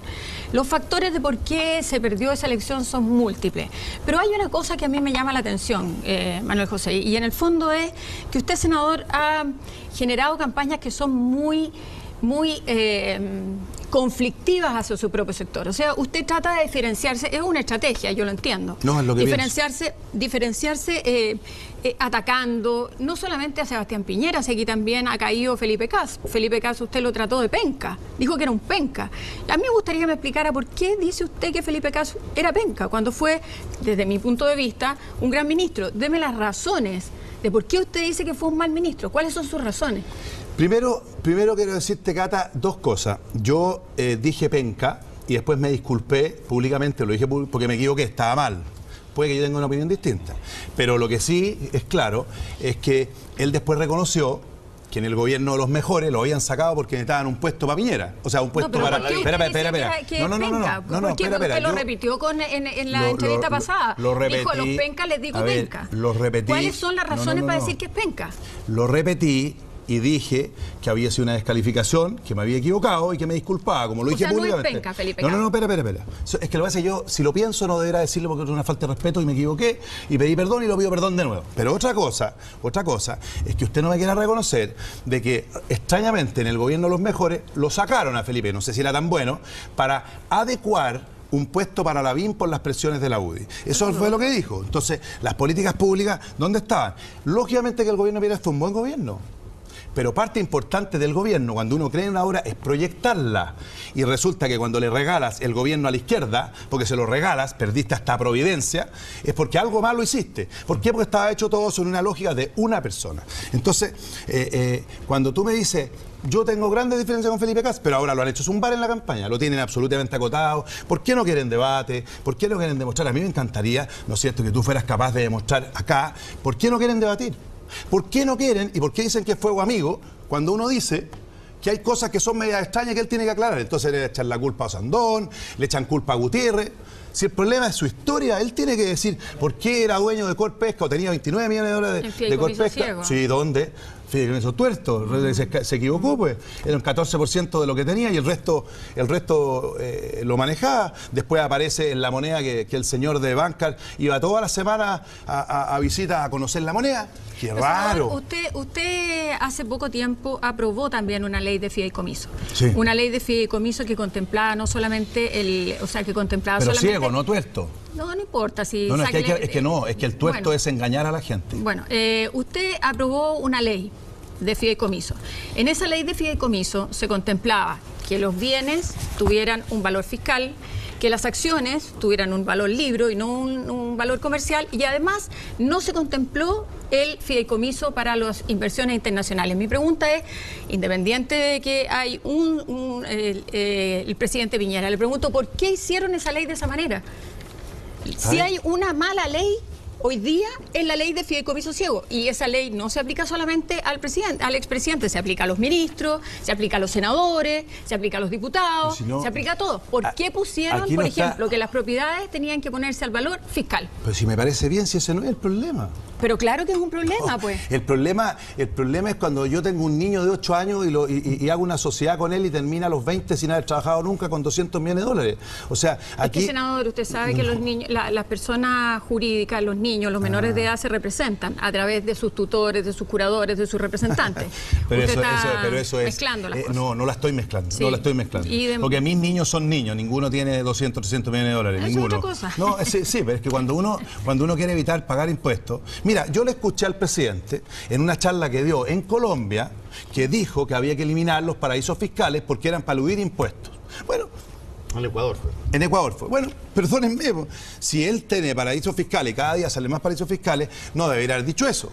Yo creo que un presidente de la República, él, yo y el que sea, tiene que separar los negocios de la política. Eso está claro. Sí, pero es que el fideicomiso que él puso fue tuerto, no fue ciego. Entonces, yo creo que esta es una nueva oportunidad, él tiene que explicarlo, pero no acusen a las personas que quieren tratar de clarificar el tema. Para usted un problema que, reconociendo que en la ley ustedes no lo pusieron, ustedes no pusieron que tenían que entrar en el fideicomiso las inversiones en el extranjero. Hago constancia de aquello. Dicho esto, tampoco se necesita la ley para ponerlas dentro y de hecho, Sebastián Piñera ha puesto sus propiedades, o sea, sus inversiones en Chile y en el extranjero dentro del fideicomiso y también las de su señora y las de los hijos en Chile también las puso en fideicomiso ciego. Pero no puso dentro de este fideicomiso ciego las inversiones de los hijos en el extranjero. ¿Para usted eso es un problema o no? Ya no legal, porque sabemos que la ley no se lo exige, sino desde el punto de vista de los posibles conflictos de interés. ¿Usted ve un problema ahí o no? Lo que pasa es lo siguiente, que yo creo que nosotros en política deberíamos aplicar lo correcto o lo incorrecto, más que lo legal o lo ilegal. ¿Ok? Yo quiero dar un ejemplo. Yo fui alcalde de Puente Alto y yo podría haber comprado, y era legal haber comprado una propiedad en Puente Alto, pero era incorrecto, porque yo sabía todas las papas que venían. Bueno, hay gente que habla de lo correcto, ¿no es cierto? O sea, de lo legal, que puede ser legal, pero es incorrecto.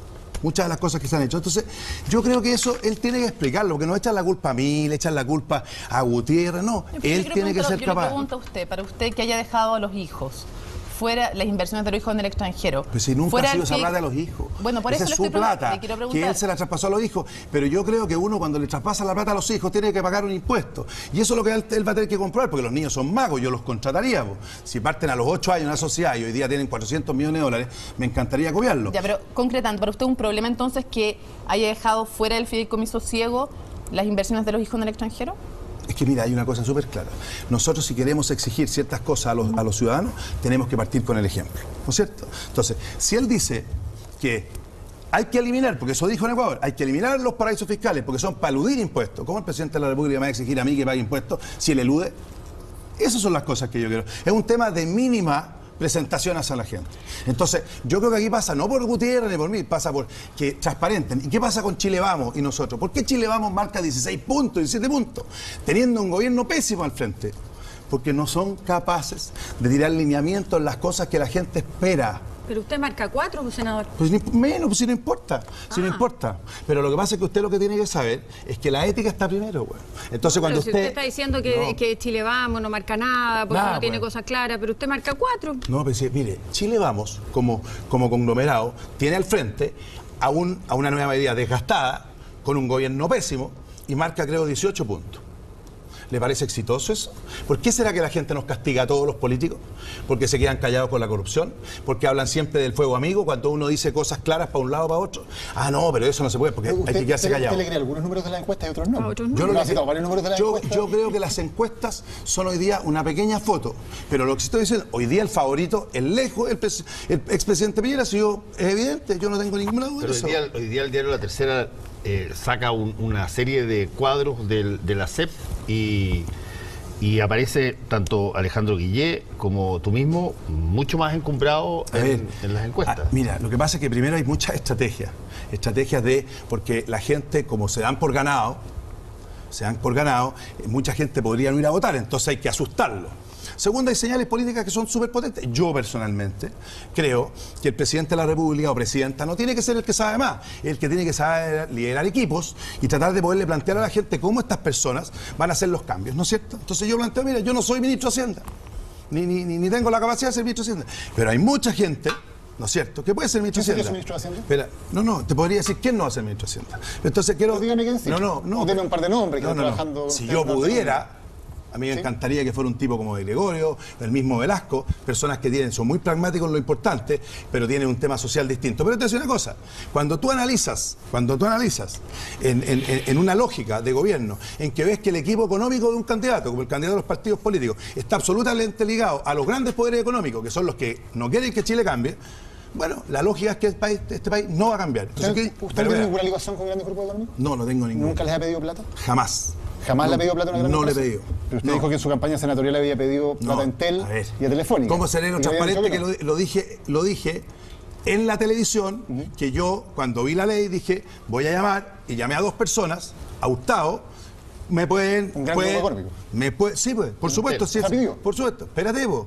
Pero yo fui súper transparente. Yo dije, mira, aquí van al gasto reservado, esta cuestión es reservada, aporte reservado, oye, si ustedes pueden, por favor, y el gallo me dijo al tiro, no, bien, hasta luego. Después llamé al de la Telefónica, que eran los 2 que yo conocía porque había estado en su casa. Y me dijo al tiro que no, y listo. Dije, ¿Quién le depositó que tuvo 89 millones en aportación? no, pues son montones, pues si son gastos reservados, pues 89 millones contra cuánto. Mucho menos que la Orden Goldman. No Pero decía, se le pregunto, no. Goldman, Salaquet, Girardi, los 4 recibieron sobre 800 millones y yo 89, es decir, el pobre ratón, po, y gané por 30.000 votos. Entonces yo tengo que decir lo siguiente. ¿Pero quién le depositó? No sé, po. No sé, pues si son gastos reservados. Si a mí, aporte reservado. A mí, yo llamé 2 veces, haciéndome el transparente, diciendo, oye, ¿se acuérdense de mí para el aporte reservado? Y me dijeron, no, al tiro.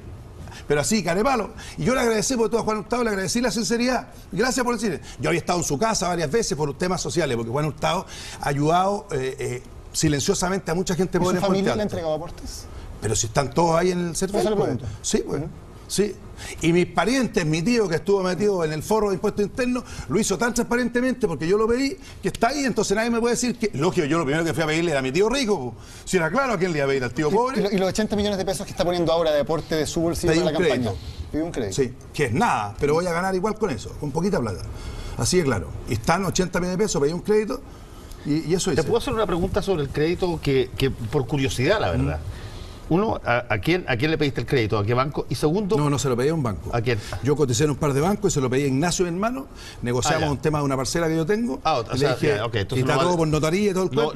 No vale mi pregunta porque yo tenía curiosidad por saber cómo evaluaba o cómo estimaba un banco el riesgo de un candidato presidencial. lo que pasa es que como yo, como soy lo que soy, yo tendría que haber hipotecado mi casa. Y jamás voy a hipotecar mi casa y poner en riesgo ni a mis niños ni a mi señora. Y gracias a Dios tengo un hermano que es rico. Y le dije, ¿me prestáis plata? Y mi garantía es un sitio. Y le mostré mi sitio. Me dijo, ok, no tengo ¿Le hizo una ningún donación problema. entonces? No, pues, él me prestó plata y yo se la voy a pagar. No, yo se la voy a pagar. Y se la garanticé, no hay problema. Yo tengo un crédito con interés, todo clarito. Y son solo 80 millones de pesos. Lo que, mira, en la primaria anterior, Alamán, en el día de la elección, gastó 90. O sea, si nosotros ganamos, va a ser por milagro. Eso es cierto. Porque estamos compitiendo con una persona que controla todo, que tiene poder económico, que hay Cuando todo un le tema. deposita, usted decía, porque fue súper transparente. Sí. Breve. Usted ha dicho y ha sido transparente en eso, que su papá le ha ayudado con plata, en el fondo porque con el sueldo de alcalde con sus 8 hijos no le alcanzaría. Sí. ¿Esa ayuda cómo se ha hecho? No, mira, yo cuando salí alcalde de Pirque, y esto lo he dicho siempre, Sí, y sí, eso sí, me da por mucho eso le orgullo digo. porque nunca me he metido en ningún negocio. Absolutamente, pero quiero Y saber las si eso se ha hecho- y las cosas que tengo son de negocios familiares que le di poder a un hermano, compadre, yo no me meto nunca más. Mi papá me dijo, mire, primero él me metió en este forrito, que después ha sido la pasión de mi Está vida, bien, pero quiero servicio saber público. cómo le ha entregado esa plata a Muy usted. fácil, pues. Él me pagó, me dijo, yo te voy a pagar la educación de tus hijos. ¿Ya? ¿Y eso se hace con una donación? ¿Cómo No, lo ha pues. hecho? ¿Qué impuestos se han pagado por esa plata que él le No, ha entregado a a usted? ver, perdóname, y cuando tu mamá te regala un abrigo, paga impuestos. Mi papá ha pagado el colegio, la universidad de mis niños hasta que yo fui senador, pues, como lo hace mucha gente. ¿Y por qué va a pagar impuestos por eso? Él lo ha hecho, pero mira, hay una cosa súper clara. Yo fui siempre transparente y les dije, no me voy a meter. Es más, en los negocios familiares le di un poder a mi hermano Ignacio y yo jamás, nunca me metí. Es más, cuando tuve que hacer la declaración no tenía idea de algunas cosas que tenía. ¿Por qué? Porque me dediqué en cuerpo y alma a este cuento. No soy pobre, ni mucho menos. Pero yo creo lo siguiente, cuando uno se dedica a la política, tiene que ser capaz de liderar. Mira, si yo hubiera querido usar uno de los datos que tenía como alcalde de Pirque y de Puente Alto, estaría rico. Estaría rico. Más Y no lo hice. Manuel No, José Osandón, El servicio público no es para ganar plata. Manuel José Osandón, te queremos agradecer por haber estado en Tolerancia Cero esta noche. Muchas gracias. Muchas Buenas gracias. noches. Bueno, Volvemos muchas en un gracias. ratito. A nombre de los Ahora continúa la conversación y el debate en Tolerancia Cero. Esto que vamos a hacer se llama literalmente un cierre falso. Un corte comercial muy rápido porque se nos acaba el tiempo y volvemos para decir goodbye. Esto ha sido Tolerancia Cero. Gracias a Cata, Fernando el Malo. Gracias a Daniel Matamala, Anarquista de derecha. a Anarquista de Derecha, a Mónica Rincón y gracias una vez más a Manuel José Osandón. Que dicho sea de paso, te lo voy a dejar contando porque no quisiste debatir con Felipe Cas, pero ¿por qué? Solo con él. No, porque somos tres, po. Ah, no. ¿Y si que te piden debatir mano a mano con él, no hay problema? No, yo voy a debatir cuando esté Piñera. Ok. Yo compito con Piñera. Listo. Nos vamos y les agradecemos la sintonía. Chao.